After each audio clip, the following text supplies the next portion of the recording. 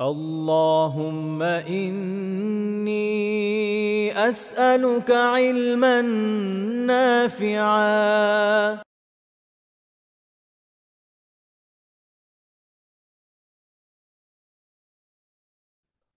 السلام عليكم ورحمة الله وبركاته. الحمد لله والصلاة والسلام على رسول الله وعلى آله وأصحابه ومن والاه أما بعد. আল্লাহ সুবহানাহু ওয়া তাআলার শুকরিয়া আদায় করছি প্রতি সপ্তাহে আজকেও আমরা আমাদের সাপ্তাহিক দার্স শুরু করতে পারছি, আলহামদুলিল্লাহ। সম্মানিত দিনী ভাই বোনেরা, আমরা গত পর্বে মুহাম্মদ রাসূলুল্লাহ সাল্লাল্লাহু আলাইহি ওয়াসাল্লামের মদিনায় যাওয়া এবং সেখানকার পারিপার্শ্বিক অবস্থা, রাসূল সাল্লাল্লাহু আলাইহি ওয়াসাল্লামের দাওয়াতের কর্মনীতি, ইসলামের প্রচার প্রসারে রাসূল সাল্লাল্লাহু আলাইহি ওয়াসাল্লাম যে নীতি অবলম্বন করেছিলেন সেগুলো নিয়ে আমরা সামান্য কিছু ধারণা আপনাদেরকে দিয়েছিলাম। তো বদর যুদ্ধের আগ পর্যন্ত, আপনারা জানেন বদর যুদ্ধ সংঘটিত হয়েছিল হিজরি দ্বিতীয় সনে, হিজরতের দ্বিতীয় বছর রমাদান মাসে। এর আগ পর্যন্ত যে সময়টা, অর্থাৎ আহ হিজরত করার পর থেকে নিয়ে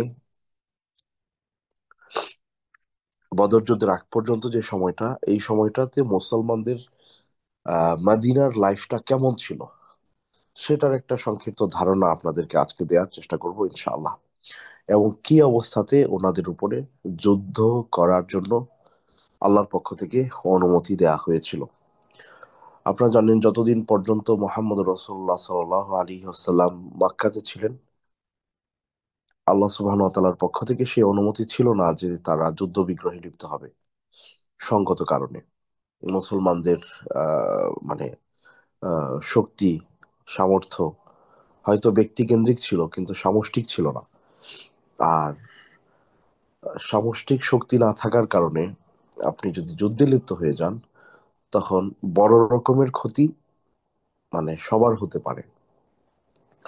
এই কারণে আহ ইসলামের এটা একটা চমৎকার মূলনীতি যে বৃহত্তর স্বার্থকে সামনে রেখে সিদ্ধান্ত নেয়া, বৃহত্তর স্বার্থকে সামনে রেখে সিদ্ধান্ত নেয়া।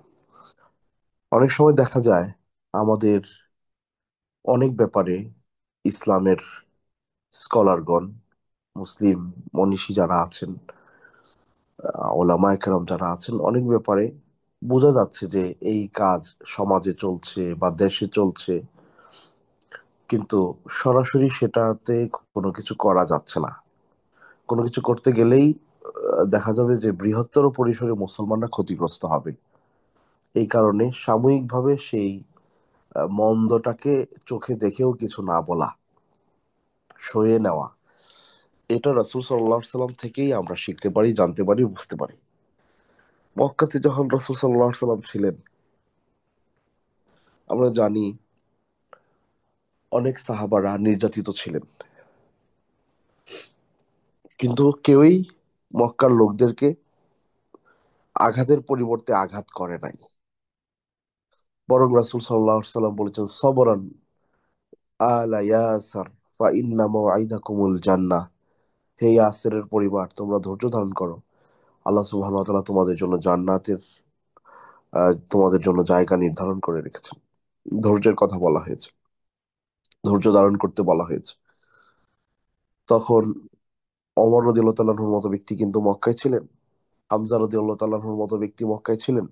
ওনারা পারতেন ব্যক্তিগতভাবে কাফেরদের বিরুদ্ধে অ্যাকশনে যেতে, কিন্তু যান নাই। কারণ বৃহত্তর স্বার্থ ছিল, সেখানে অসহায় প্রচুর মানুষজন ছিল। হ্যাঁ।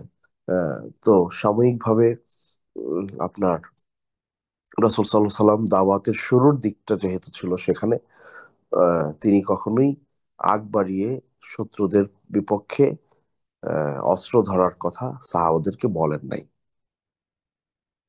এখানে আরেকটা গুরুত্বপূর্ণ জিনিস আছে, সেটা হচ্ছে দাওয়াতের এখন যে কথাটা বলবো এটা খুবই ইম্পর্টেন্ট। এখানে আমাদের যে সকল দিনী ভাই বোনেরা আছেন, এই কথাটা মনে রাখবেন আপনারা। ইসলামের পক্ষে যে সকল মানুষেরা কাজ করছে, তারা কতটা হকের উপরে আছে, তারা আসলেই কি হকপন্থী কিনা, এটার একটা আলামত হচ্ছে যে ওই দল মানে ইসলাম প্রচারের ইসলাম প্রচারে নিয়োজিত ব্যক্তি বা সংগঠন বা যে কোনো দল, তারা যদি তারা যদি জালেম হয়,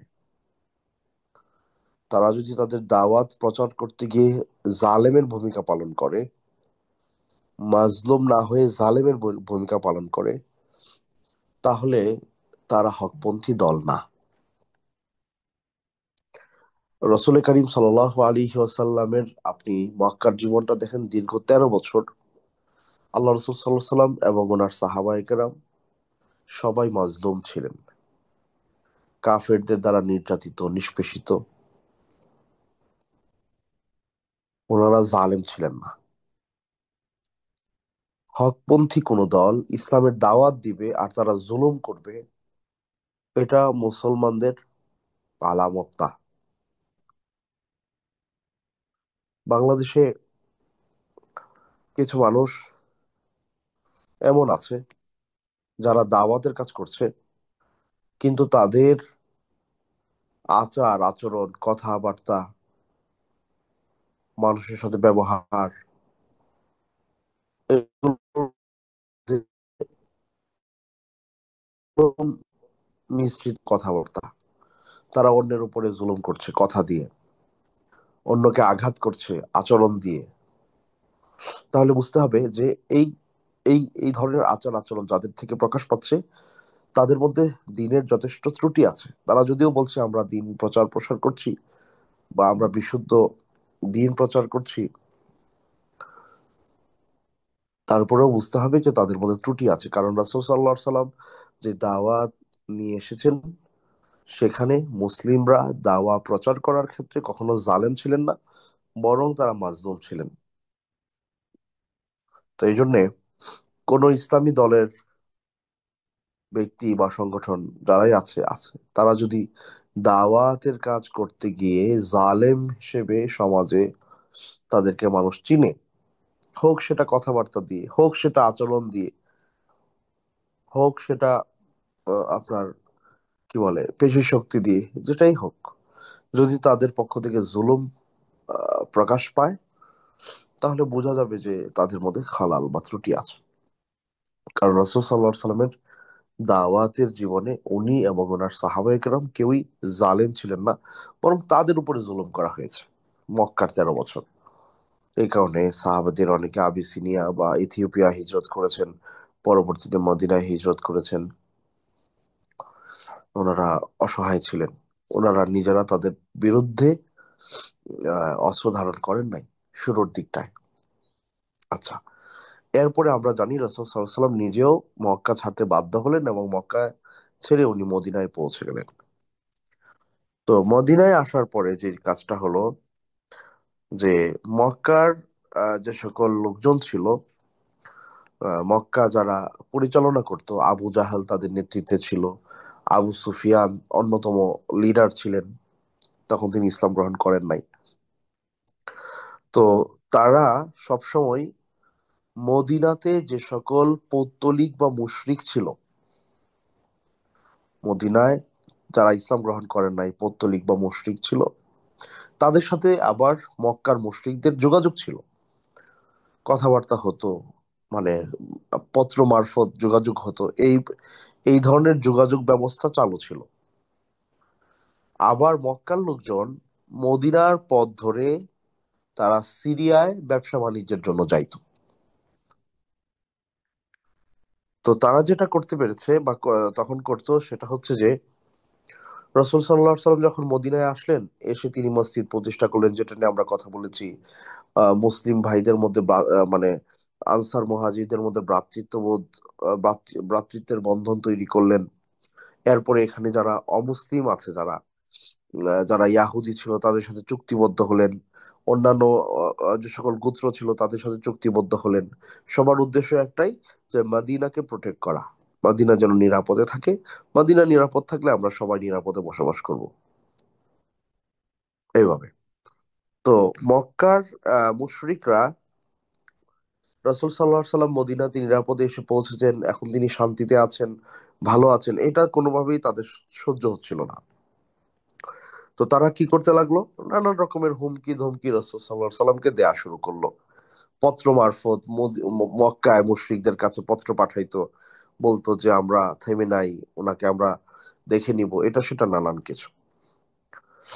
তো এই পরিস্থিতি যখন চলতে লাগলো, ওই অবস্থায় মা আয়েশা রাদিয়াল্লাহু তাআলা আনহার সহিহ বুখারীর যে বর্ণনা, সেখান থেকেও স্পষ্ট হয় বা বোঝা যায়, মদিনায় হিজরত করার পর থেকে নিয়ে প্রায় বছর খানেক বা 1.5 বছর সময় রাসূল সাল্লাল্লাহু আলাইহি সাল্লাম সবসময় আপনার চিন্তিত থাকতেন যে কখন যেন ওই মক্কার মুশরিকরা তাদের মিত্রবাহিনী দিয়ে মদিনায় রাসূল সাল্লাল্লাহু আলাইহি সাল্লামের উপরে আক্রমণ করে বসে।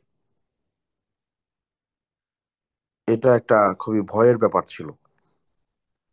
তো এই জন্যে আল্লাহ রসুল সাল্লাল্লাহু আলাইহি ওয়াসাল্লাম তিনি আহ চাইতেন যে মুসলিমদের মধ্য থেকে আহ যোদ্ধা যারা, তারা যেন রাসূল সাল্লাল্লাহু আলাইহি সাল্লামকে পাহারা দেন, যাতে করে ওনার কোনো ক্ষতি না হয়।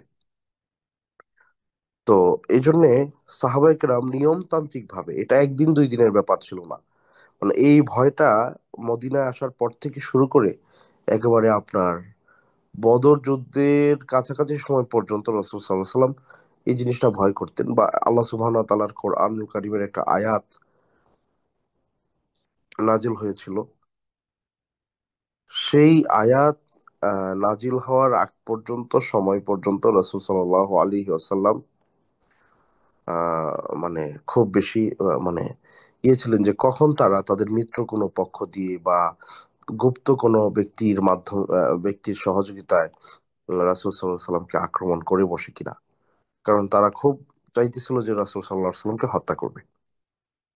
অর্থাৎ রাসূল সাল্লাল্লাহু আলাইহি সাল্লাম মদিনায় হিজরত করার পরেও আহ, তারা কোনোভাবেই রাসূল সাল্লাল্লাহু আলাইহি সাল্লামকে মানে ভালো থাকতে দিচ্ছিল না, বরং সর্বাবস্থায় তারা আল্লাহ রাসূল সাল্লাল্লাহু আলাইহি সাল্লামকে হুমকি ধমকির উপরে রাখতো। এবং আপনারা জানেন যে মদিনাতে তৎকালীন সময়ের মুশরিকদের যেই একজন মানে লিডার ছিল, আব্দুল্লাহ ইবনু উবাই ইবনু সালুল, ওই ব্যক্তিকে মক্কার কুরাইশরা নিজেদের মিত্র হিসেবে দেখতো। এবং মক্কার কুরাইশদের একটা প্রস্তুতি ছিল যে মদিনার একজন লিডার হিসেবে আব্দুল্লাহ ইবনু উবাই ইবনু সালুলকে তারা নিযুক্ত করবে, তাকে সমর্থন দিবে, সাপোর্ট করবে, এরকম কিছু।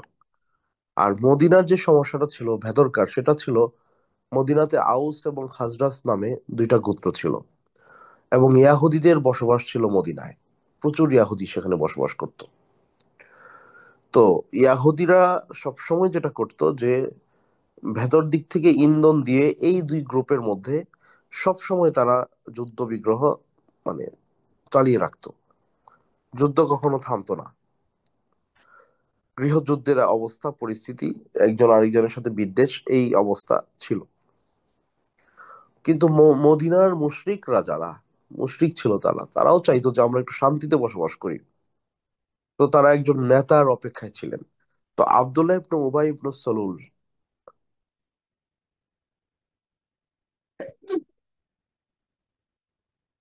সরি, আব্দুল্লাহ ইবনে উবাই ইবনে সালুল, তিনি ভেতর থেকে মানে ভেতরে ভেতরে নিজে খুব বেশি মানে আপ্লুত ছিলেন, আবেগ আপ্লুত, যে হ্যাঁ আমি সেই নেতা হতে যাচ্ছি যার সমর্থন মক্কার লোকেরাও দিবে, এবং আমি পারবো এখানকার মানুষদের একজন নেতা হইতে, এবং আমি তাদের এই পরস্পরের যেই হিংসা বিদ্বেষ ঝগড়াঝাটি যুদ্ধ বিগ্রহ এগুলো বন্ধ করে এদেরকে শান্তিতে রাখবো, এবং আমি একজন ভালো লিডার হব যাদের সমর্থন মক্কা থেকে আসবে। কারণ মক্কাবাসী তাদেরকেও মক্কায় যেতে হতো নানান কারণে। আবার মক্কার লোকজনও কি করতো, মদিনার পাশ দিয়ে সিরিয়ার ব্যবসা বাণিজ্যে তারা যাইতো। তো মক্কার লোকদের সমর্থনটা তার জন্য একটা পজিটিভ দিক ছিল। তো এইভাবেই আব্দুল্লাহ ইবনু উবাই ইবনু সালুল, তিনি তখন কাফের ছিলেন, এবং তিনি ভেতর থেকে মোটামুটি আহ অনেকটা আত্মপ্রত্যয়ী বা আত্মবিশ্বাসী ছিলেন যে আমি সেই নেতা হতে যাচ্ছি। কিন্তু হঠাৎ করে যখন মোহাম্মদুর রসুল্লাহ সাল্লাহ আলী ওয়াসাল্লাম মদিনায় আগমন করলেন এবং এখানে এসে তিনি মদিনা সুরক্ষিত রাখার জন্য যত রকমের কর্মনীতি আছে সেগুলো তিনি গ্রহণ করলেন। আহ, মানে অমুসলিমদের সাথে চুক্তিবদ্ধ হলেন, ইভেন ইয়াহুদিদেরকেও চুক্তিতে আবদ্ধ তিনি করলেন। এবং মুসলমানদের মধ্যে একটা চমৎকার সম্পর্ক তৈরি হলো। তো সবাই বুঝতে পারলো যে হ্যাঁ, উনি সেই মানুষ যিনি আমাদেরকে শান্তির পথে নিয়ে যেতে পারবেন। তো আল্লাহ রসুল সাল্লাহ আলাইসাল্লাম মানে পরিস্থিতি এমন হলো যে তিনি সর্বজনীন নেতা হিসেবে মদিনায় সমাদৃত হয়ে গেলেন।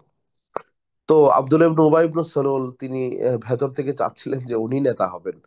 এখন রসুল সাল্লাহ সাল্লাম হয়ে গেলেন, এটা তো তার কাছে কোনোভাবেই ভালো লাগলো না।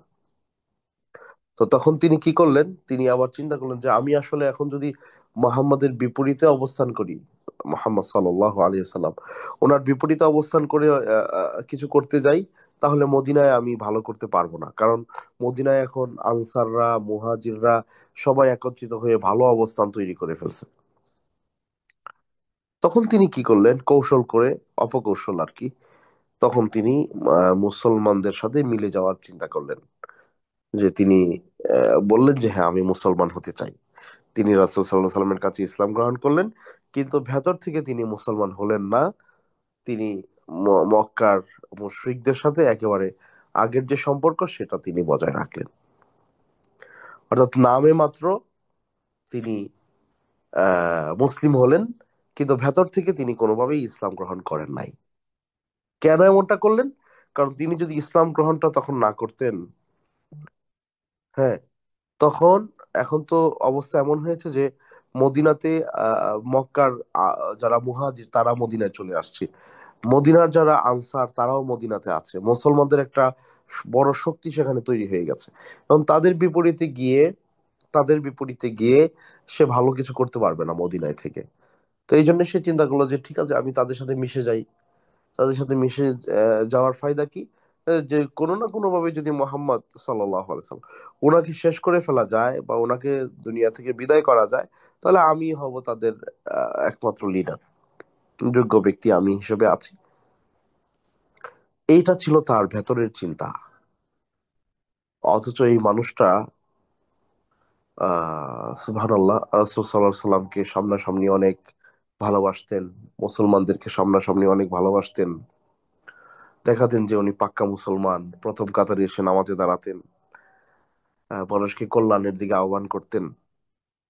ইভেন ওনার সন্তানরা তারাও ইসলাম গ্রহণ করেছে এবং তারা পাক্কা মুসলমান ছিল। সুবহানাল্লাহ। কিন্তু উনি ছিলেন মুনাফিক। পরবর্তীতে আল্লাহ সুবহানাহু ওয়া তাআলা তার রাসূলকে এই ব্যাপারগুলো জানিয়েছেন। আল্লাহ রাসূল জানতেন যে এই লোকটা মুনাফিক।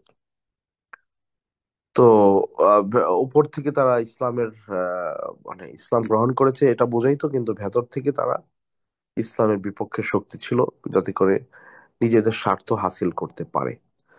তো এইরকম তার আবার দলবলও ছিল। এরা মোটামুটি একটু কিছুটা স্পষ্ট হয়ে যায় যখন উহুদ যুদ্ধে রাসূল সাল্লাল্লাহু আলাইহি সাল্লাম মানে মদিনাকে নিরাপদ রাখার জন্য তিনি মদিনা থেকে বের হয়ে উহুদ প্রান্তরে যখন চলে যান, তখন এই এই আব্দুল্লাহ ইবনে উবাই ইবনে সালুলের নেতৃত্বে যারা ছিল, এমন সম্ভবত 300 জনের মতো একটা দল, তারা পিছনে চলে যায়। এবং তারা ভেতরে ভেতরে এটাই চিন্তা করতেছিল যে এত বড় বাহিনী মক্কার, কি বলে যে, আহ, মানে মক্কা থেকে যারা আসতেছে কাফের বাহিনী, এরা এদেরকে একেবারে ধ্বংস করে শেষ করে দিবে। আমরা বেঁচে গেলাম, বেঁচে থাকবো।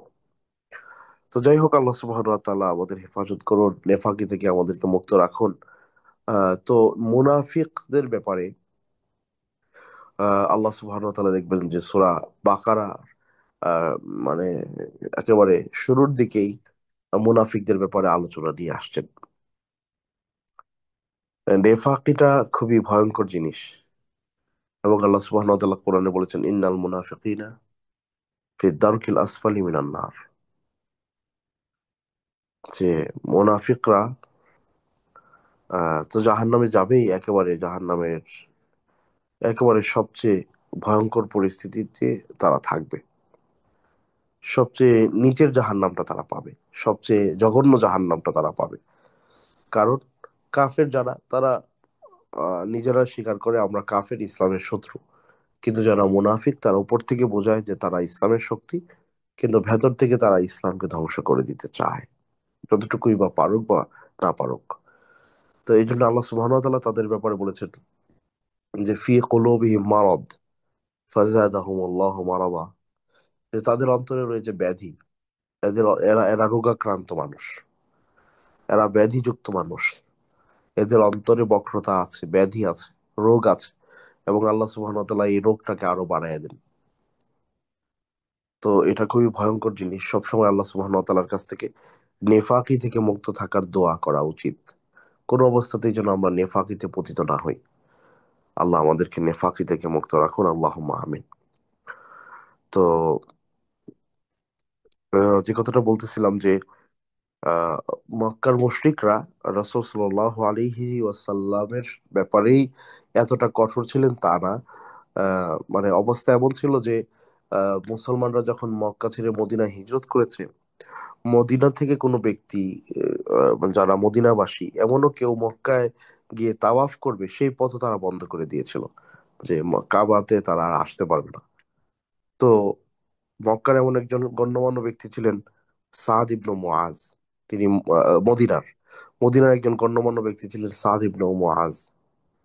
সাদ ইবনু মুআজ একবার তিনি মক্কায় গিয়েছিলেন এই পরিস্থিতিতে, যখন রাসূল সাল্লাল্লাহু আলাইহি ওয়াসাল্লাম হিজরত করে মদিনায় যান। এরপরে তো সাদ ইবনু মুআজ যখন মক্কায় যান, তিনি আহ ওবাইয়ার সহযোগিতায় কাবা তাওয়াফ করার জন্য বের হলেন। তখন আবু জাহেল বলল যে এই লোকটা কে, তুমি তাকে নিয়ে আসছো, ও তো অপরিচিত। তো বুঝতে পারছে যে সে হয়তো মদিনা বা এরকম কোথা থেকে আসছে। তখন বললো যে ইনি হলেন সাদ। আহ, তো মানে ভাবটা এমন যে ও সাদকে কাবা, সাদ ইবনে মুআজকে কাবা তাওয়াফ করতে আবু জাহেল দিবে না। তখন সাদ ইবনে মুআজ হুংকার দিয়ে বলেছিলেন যে তুমি যদি আজকে আমাকে এই জায়গায় বাধা দাও, আমি ইবাদত করতে আসছি, এই জায়গায় যদি তুমি আমাকে বাধা দাও, তাহলে শুনে রাখো আমি তোমাদের জন্য এমন ভয়ঙ্কর কাজ করব, যখন তোমরা মদিনার পথ ধরে সিরিয়ায় সফরে যাবা, সেটাকে আমি কোনোভাবেই সুরক্ষিত রাখবো না। তো এই ভয়ে আবু জাহেল ওনার পথ আর রুদ্ধ করে নাই। তো এইভাবে মানে তারা মুসলমানদেরকে আহ সবসময় চাইতো যে কোনো না কোনো ভাবে কোণঠাসা করে রাখার জন্য। ইভেন রসুল সাল্লাল্লাহু আলাইহি ওয়াসাল্লাম মদিনাতে যাওয়ার পর থেকে নিয়ে আহ মানে উনি বলতেন যে লাইতা রজুলান সালিহান মিন আসহাবি ইয়াহরিসুনি আল্লাইলা। মানে রাত হলেই আল্লাহ রসুল সাল্লাল্লাহু আলাইহি ওয়াসাল্লাম বলতেন, আহার আমার আহ সাহাবীদের মধ্যে থেকে কেউ একজন যদি আমাকে পাহারা দিত, আমি একটু নিশ্চিন্তে ঘুমাতে পারতাম। তো এই জন্য সাহাবারা পর্যায়ক্রমে নিয়ম করে রাসূল সাল্লাল্লাহু আলাইহি সাল্লামের মানে বাসস্থানের বাইরে তারা পাহারা দিতেন। যেমন সাদ ইবনে আবি ওয়াক্কাস রাদিয়াল্লাহু তাআলা আনহু, তিনি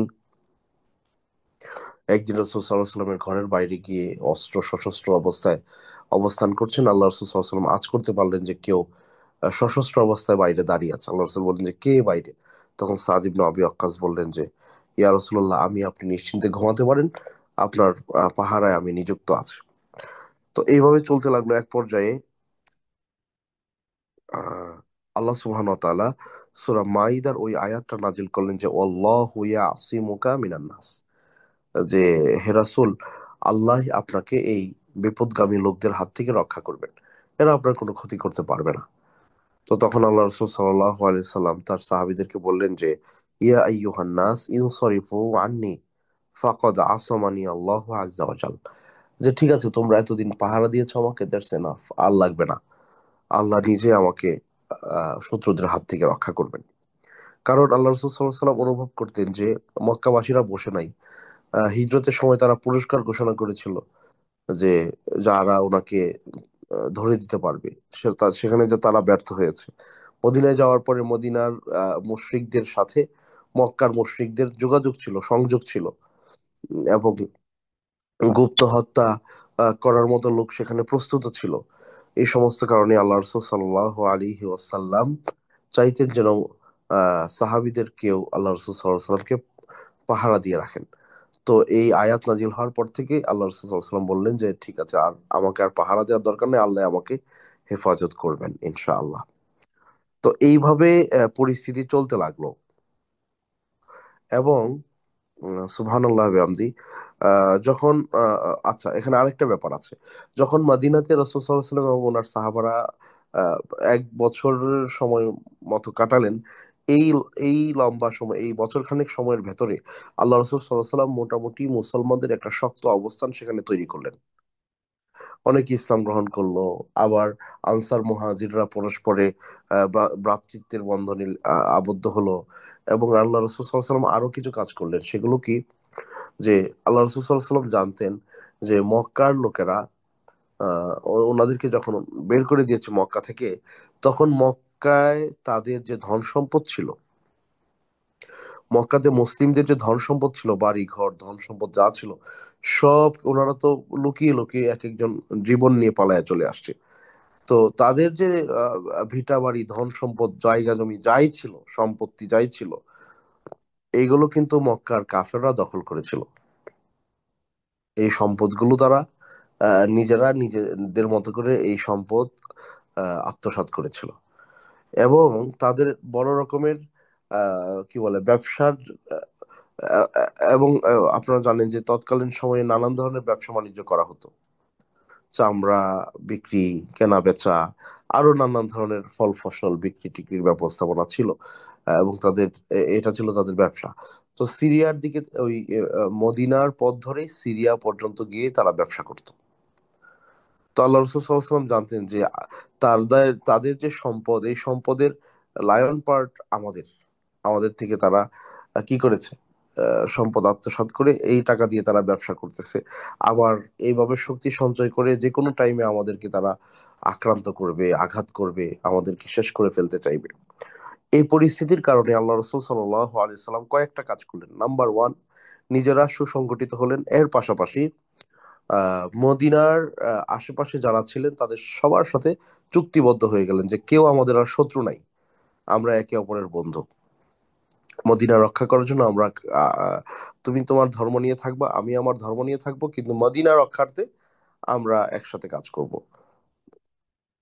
এবং আল্লাহ রসুল সাল্লাল্লাহু আলাইহি সাল্লাম আরো যা করলেন, মক্কার মুশরিকরা যে পথ ধরে কি বলে সিরিয়ার বাণিজ্যে যাইতো, ওই ওই পথে বা ওই এলাকায় যারা বসবাস করত, তাদের সাথে আল্লাহ রসুল সাল্লাল্লাহু আলাইহি সাল্লাম মিত্রতার সম্পর্ক রাখলেন, যাতে করে কোনো পরিস্থিতিতে যদি নিজেদের সম্পদ তাদের কাছ থেকে মানে আহ, ফেরত নেওয়ার সুযোগ পায়, মিত্রপক্ষ যেন সাহায্য করে। এরকম কৌশল আল্লাহ রসুল সাল্লাল্লাহু আলাইহি সাল্লাম অবলম্বন করলেন। এবং আল্লাহ রসুল সাল্লাল্লাহু আলাইহি ওয়াসাল্লাম ওনার কাছে মানে গোপন মারফত অনেক সংবাদ এসেছিল যে তারা এই এই জায়গায় ব্যবসার জন্য যাচ্ছে। যেমন আবু জাহাল, তিনি ব্যবসার জন্য সিরিয়ায় গিয়েছিলেন। আবু সুফিয়ান, তিনি ব্যবসার জন্য সিরিয়ায় গিয়েছিলেন। এবং রসুল করিম সাল্লাল্লাহু আলাইহি সাল্লাম নানান সময়ে সাহাবীদের ছোট ছোট বাহিনীকে তাদের আহ, তাদের কাছে পাঠিয়েছিলেন, তাদের তাদের পথ রুদ্ধ করার জন্য। এবং এই ঘটনাগুলো ঘটেছে আল্লাহ সুবহানাহু ওয়া তাআলা যখন পবিত্র কোরআনের ওই আয়াত নাজিল করেন, যেটা সূরা হজে আছে, যে উযিনা লিল্লাযিনা ইউকাতালুনা বিআন্নাহুম যুলিমু ওয়া ইন্নাল্লাহা আলা নাসরিহিম লাকাদির। সূরা হজে আল্লাহ সুবহানাহু ওয়া তাআলা বলছেন যে উযিনা লিল্লাযিনা ইউকাতালুনা বিআন্নাহুম যুলিমু, আল্লাহ সুবহানাহু ওয়া তাআলা তাদেরকে যুদ্ধের অনুমতি দান করেছেন। যুদ্ধের অনুমতি দেওয়া হয়েছে ওই সকল মানুষদেরকে, কেন? কারণ তারা মাজলুম,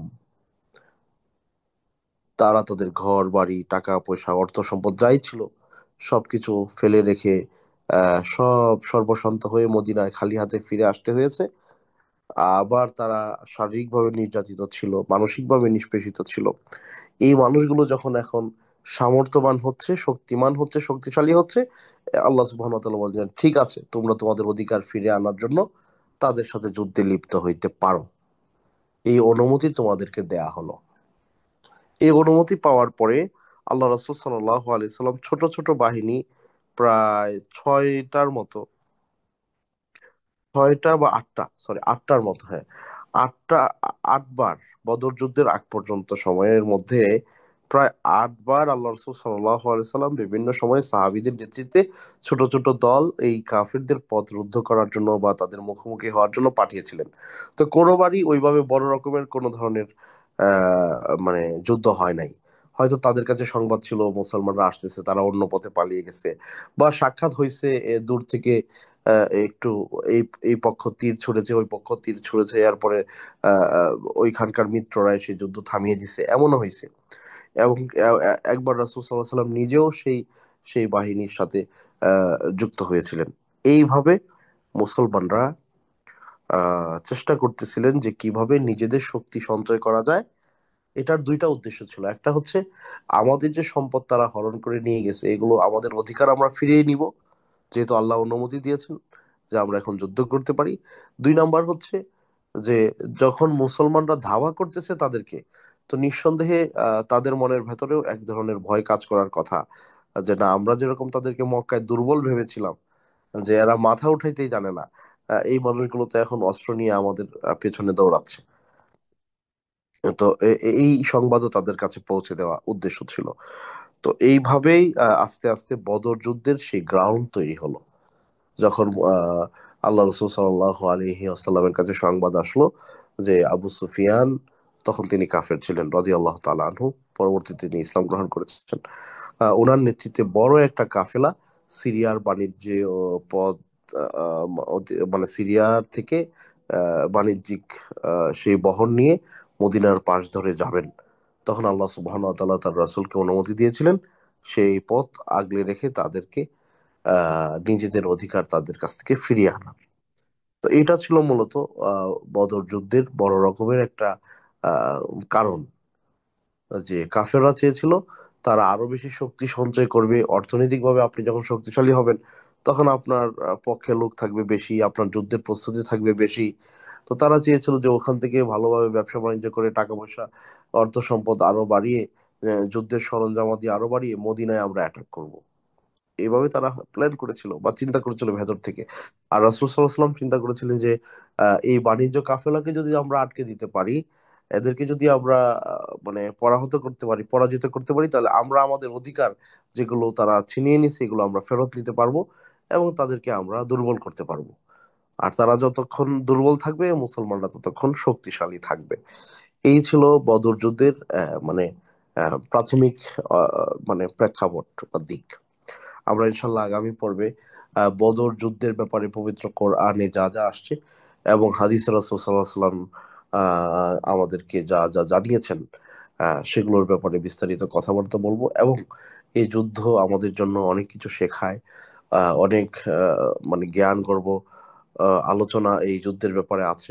সেখান থেকে আমরা আমাদের লাইফের জন্য অনেক ফাইন্ডিংস খুঁজে পাবো। আগামী পর্বে আমরা সেগুলো নিয়ে আলোচনা করব ইনশাআল্লাহ। هذا ما عندي والله أعلم بالصواب، وصلى الله تعالى على سيدنا ونبينا محمد. سبحانك اللهم وبحمدك أشهد أن لا إله إلا أنت أستغفرك وأتوب إليك.